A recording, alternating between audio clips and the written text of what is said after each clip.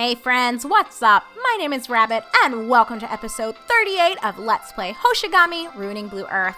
In our previous episode, we wrapped up a bit of a history lesson with Luke, who shared with Faz sort of a bit of what we were expecting regarding Faz's heritage as somehow being tied to the lore of this world. There was a lot of information that was shared, but kind of the important stuff for now is that Luke and Faz have their own connected history because Luke had met Faz's father, and Elena here, who is our newest recruit, was the adopted daughter of Luke, and now she's in our party and is also like the priestess of Earth, or is somehow in line to do a rite of passage of some kind to become the next priestess of Earth. There's a lot of shit that was shared with us, and honestly, I don't know how important all of it is going to be. I'm sure someone will elaborate further, so I'm not going to waste your time by going back through everything that was shared with us. What I do want to take a quick minute to highlight for you guys, I did do a little bit of engraving off camera. I didn't amass that many seals from where we had last taken a look at lots of the coin find changes to now, but the two notable changes. First thing you can see is that I have a new coin called Conti. It confuses the target. It's not, the best in regards to its stats, just because, as I already noted, I haven't gotten a lot of new seals, so I'm not really in the position to do a lot of upgrades for any of my light-based or dark-based coins, but whatever. What I did do was the terror that was previously on Juliet, I ended up combining it with, I believe it was Night and Harmony, and that transformed it into Conti. I took the terror that was on Sulfados and here you are, Sulfados. I gave Sulfados what was previously that nice new Blista that we had picked up. Through a series of combinations for seals and the merging/engraving process, it ended up transforming from being a Zenith coin into being a Kashi's coin, and then from there I kind of maxed it out and leveled it up. If you take a look at the MCP, you can see that this is superior to the Xeno coin that is on Medalev. His has a maxed out MCP of 80, so this coin did turn out to be better than quite a few of what we previously were rocking for other people. So I did opt to give this to Sulfados, and honestly, you guys, that's really it for changes. I didn't spend that much time off camera from you guys. I did leave Juliet in tow. I'm not sure how long that will be the case, but I thought about it, and at this point in time, she's kind of contributed more than Romleth has. So, I'm sure I'll end up dropping her in the next episode or two, but for now, we're just going to keep her along. So, without further ado, we're heading into Kamdell. Looks like it's just going to be ordinary, generic, storyless fight, which is fine. We should be able to blast through this. Our objective is just to defeat all the enemies, which I think should be okay.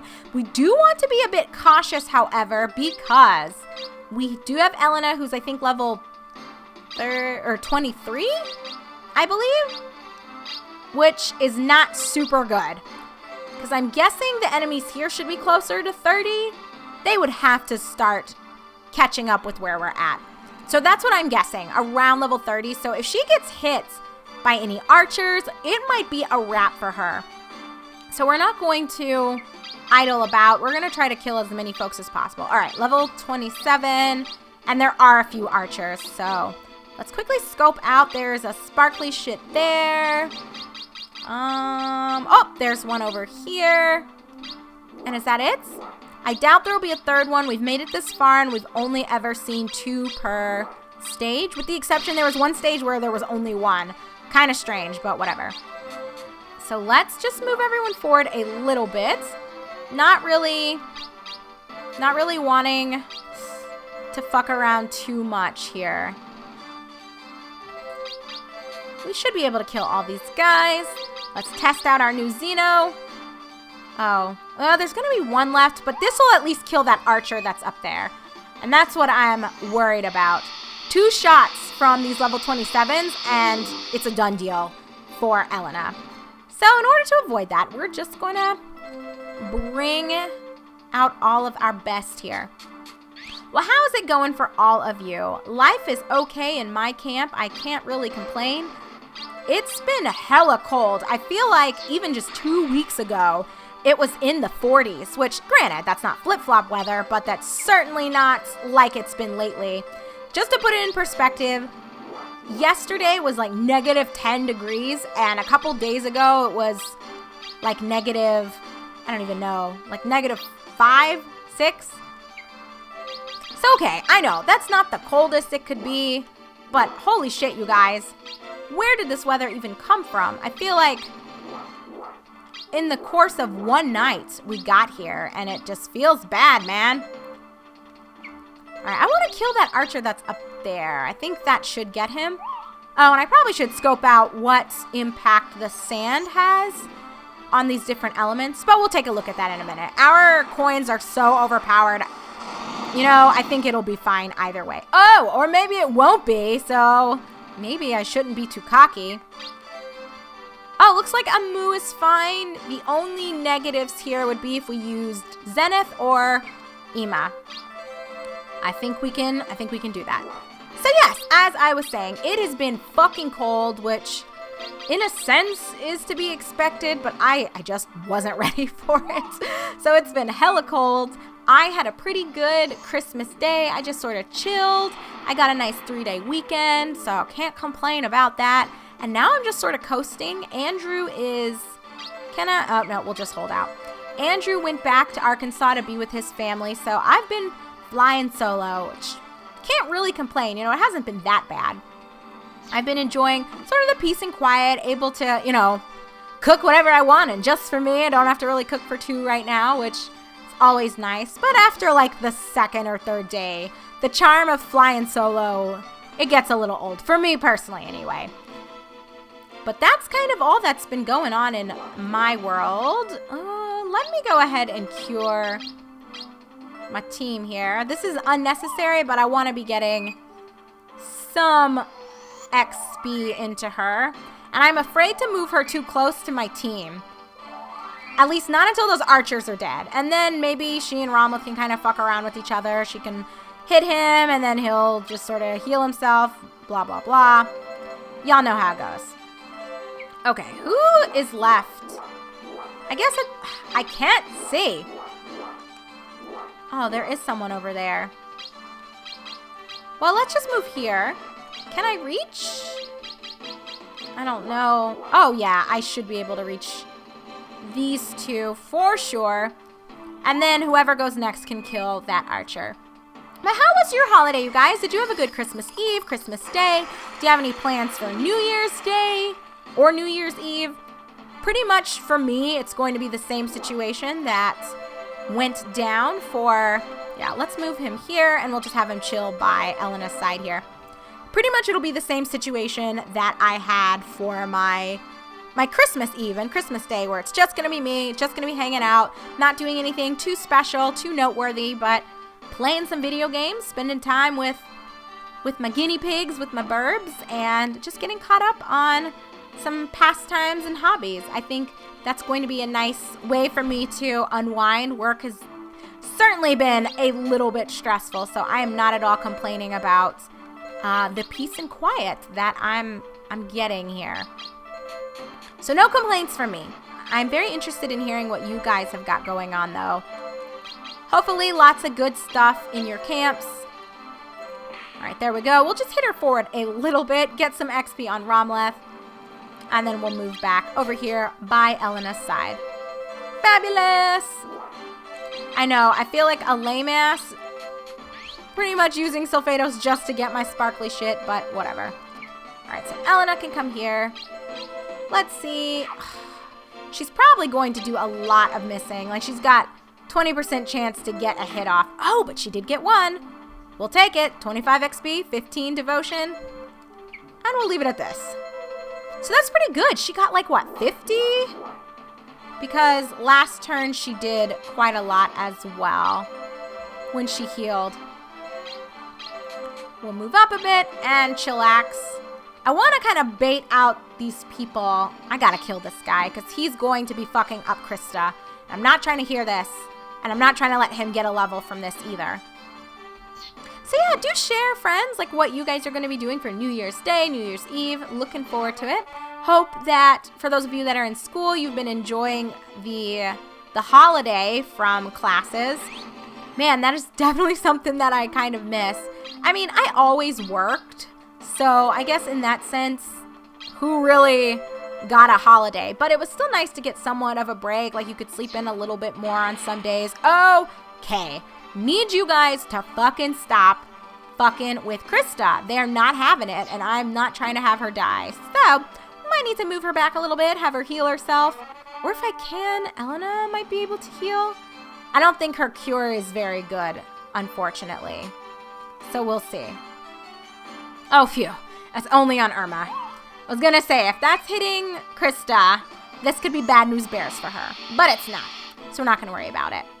But yeah, so it's nice just to have the opportunity to sleep in whenever you get on holiday, even if you do have to work or if there's something else going on. But for me, I got Christmas Day off and then have to work the next 4 days, basically 3.5. I am going to get a half day on one of the days. And then for New Year's, like that week, I pretty much work that whole week. I'm thinking about taking a PTO day just to unwind and chill. Andrew will at that point be coming back. So he has been gone for about 2 weeks, or at least he will have been gone for about 2 weeks by the time that he gets back. So I think we're due for a little reunion there. I've certainly been missing his company, and I don't know. It's always strange to me when I meet people that don't really like the companionship of their spouse. I don't know. For me, it feels very strange because, yeah, it's nice to get a break from Andrew once in a while, and I'm sure he feels the same way about me, where it's refreshing to have a day where you're only really responsible for yourself, maybe even 2 or 3 of those days. But I feel like there comes a point, surely, where you gotta miss your spouse, right? Like, if you strongly want to have like 2, 3, 4 weeks away from your partner, what are y'all doing? That doesn't sound right to me. What made me kind of think about that is the director of my department at work, when I had told her that I was just sort of flying solo for the holiday, didn't really want to deal with the fuss and the muss of Christmas, especially with my dad recently passing. I just didn't want to have to deal with anything. I wanted to be able to be alone, do my own thing, just, plan my own day and try to be as happy as possible and go from there. And she was kind of saying, which caught me off guard, but she said something along the lines of, "You're so lucky, I really could use like 2 weeks away from my husband," or something like that. Basically, her sentiment was she envied the fact that I was going to get roughly 2 weeks away from my spouse, which blew my fucking mind, you guys. I was just thinking, I don't want to be away from him for that long, but it just kind of happens that way because he needed to go back home and I didn't want to take a bunch of time off from work, and the owner of our clinic is a cheap bitch, even though she is going to be gone for like 2 weeks. Like, she kept the clinics open, which is absolutely absurd. Don't even get me started on that. That's why I hate greedy assholes, you guys. All I gotta say about that. But anyhow, it just blew my mind that she felt that way. Like, I honestly couldn't believe it, that she was looking forward to so much time away from her spouse. Or she would, if, that was the situation for her, she would be looking forward to having that much time away from her husband. And I was just sort of like, I like my husband. I mean, yeah, we get on each other's nerves, and the first day or two, it's nice having the peace and quiet and not having to clean up for 2 or do 2 people's laundry or, cook for 2. But that's hardly worth, in my opinion, being away from him for that long. So I don't know. That's just me. I get it. Not everyone loves their spouse that much, or they get annoyed with their spouses more than the rest of us. I honestly don't even know how to justify her statement at all, but I guess it is what it is, which is fine. She needs to do her husband can do him, I'll do me, and Andrew will do him. That's I guess what it comes down to in my mind, but still thought that was a bit peculiar. So I am looking forward to Andrew being back. I'm thinking about taking a PTO day that week just so that we can be together and talk about his trip and everything that he was up to. I try whenever he's gone not to be that person that calls all the time, and you know what I'm talking about, right? Those people that call their spouses like every other hour, and they just have to know what they're doing and where they're going and who they're talking to. And for me, oh shit, can Faz not get over here? I might have sent him the wrong way, y'all. Oh, what a waste. Hang on. Let me look at this. If I send him this way, I don't know. Can I not get up there? I feel like I should be able to. You know what? We're going to try. I don't want to kill everybody. Not yet. All right, there's one guy over there. So what I will do is I will cast Gren and try to kill... Oh, I'm going to miss that one. Let's see. Can we get all of them? No. I want to. I don't think it's going to be possible.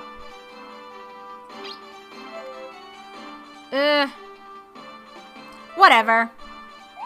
We'll kill 2 of them, and that's good enough. And then I might have Faz retreat here.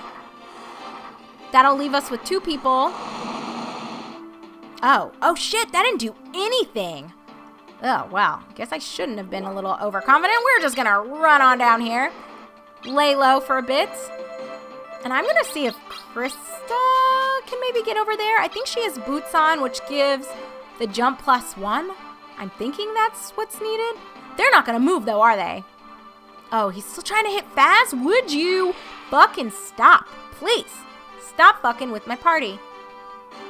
I'm hoping Irma then can kill at least this guy. It's the fucking archers, y'all, when they're standing up top and they're so safe. Freaking scrubs, man. I'm telling ya. Okay, we'll have Irma move forward. And Balunga, this... am I gonna get the guy back there? Hang on. Let's see. I think that will do it. We're not getting, again, that other guy, but it's all good.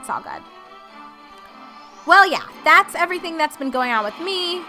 Looking forward to seeing Andrew in about a week from now. Until then, I've got a lot of work-related stuff that's kind of going on, and I'm just going to lay low from that point forward. So we'll kind of see how it goes. If anything comes up, I do have some plans. All right, please, can I get one more hit? Because that would be amazing. I don't know if I can, though. Come on, baby. Oh, yeah, that's what I needed. Another 25. Okay, perfect. So that's 75 XP for her. We'll just have Romleth chill. We'll move it all the way back here. Perfect. All right, so we got this one. So Phaedos might actually get all the way over there before anyone else. We'll see. The rat race begins, friends. I really don't care who gets over there as long as I get my shit. That's what it comes down to for me.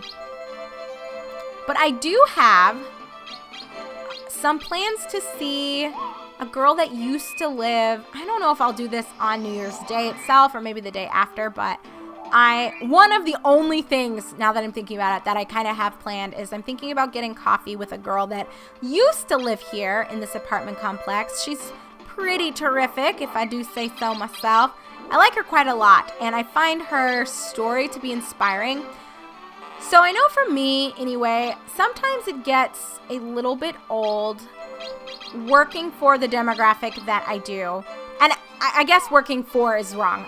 The working with, like the people that are attracted to the company that I'm employed by. Like this district in general, it's somewhat wealthy, kind of like what I was facing when I lived in Colorado. So you deal with a demographic that's a little bit entitled and maybe not as well versed in people's struggles, or they just can't really relate to people's struggles that well.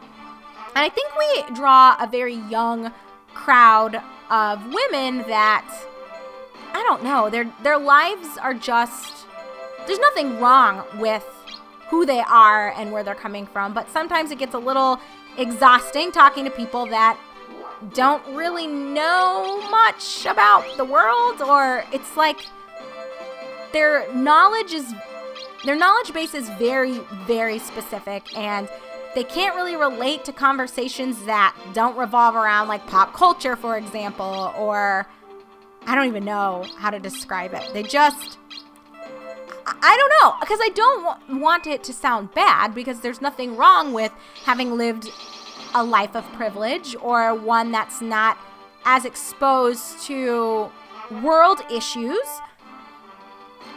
But for me anyway, I find conversations with a certain type of person, sometimes they just get a little exhausting because it almost feels like you don't really have a clue, do you? And again, while there's nothing wrong with coming from that position where you just haven't really been exposed to any other ways of thinking, or I don't know, like you can't find anything on a map, like that's fine, you know, that doesn't say anything about who you are as a person. But I feel like in general, a lot of the people that I have come to know in this district, let's just say conversation can occasionally be lacking, because I feel like unless you're talking about pop culture, there's not really a lot to share or a lot to talk about. They're just not good at making small talk unless it's about the weather, who Taylor Swift is dating, the newest album that was released by Lorde. And again, those things are fine, but it's just I need a little bit more stimulation than that. And I'm not really, I don't know if Faz can get up there. I don't think he can, actually. So what I'm gonna do is chillax and heal myself. And I guess we'll have to leave it till Sylphados, so we're gonna be hanging out for a little bit until it's Sylphados' turn. I guess you do need, I almost feel like those distances are the same though, but maybe jump +2 is necessary. Oh, or I'm a lying sack of shit, because look at this. Krista can get over here. All right, so we're good to go. Well, the point of me sharing all of that randomness with you is that I had met a woman that lived in the same complex as Andrew and me, and she's just so interesting. She's got her PhD in like health science, I believe, or community health, something like that. And she is just, you guys, she is something else, if I can be honest. Like, just comes from a very rough background, but defied all odds to get where she is today. You know, she always wanted to be married and have a family, but it just, it didn't really work out because she threw herself into her education. But it's not too late for her at all. I think she's like 39, but she was even telling me the last time I spoke with her that she realizes, like, okay, I accomplished a lot of like career goals and those sorts of objectives, but Rim Daiska, ooh, that sounds interesting. Veil of Light and Iron Helm. Those are pretty good drops, friends. Pretty good indeed. But anyway, I find her story so inspirational, and it's just always really nice to talk to someone that has something of value to say, more than just once every couple of days that you run into them. So I'm really looking forward to meeting up with her, possibly on New Year's Day for coffee. Maybe we'll go grab a drink together, but we'll see what happens. Anyway, we'll talk a little bit more about my plans in my life in our upcoming episode. For now, we'll leave things off here, but thank you very much for watching, friends. When we resume in episode 39, we'll see what Faz has to say. I don't know. Did this used to be a village? I mean, I guess these look like they could potentially be huts, but outside of the guards, it doesn't look like this place has been inhabited by anyone or anything. So just more for us to find out together in our upcoming video. Thanks as always for watching. I'm your host, Rabbit, and this is my semi-blind playthrough of Hoshigami Ruining Blue Earth. See you soon, everyone!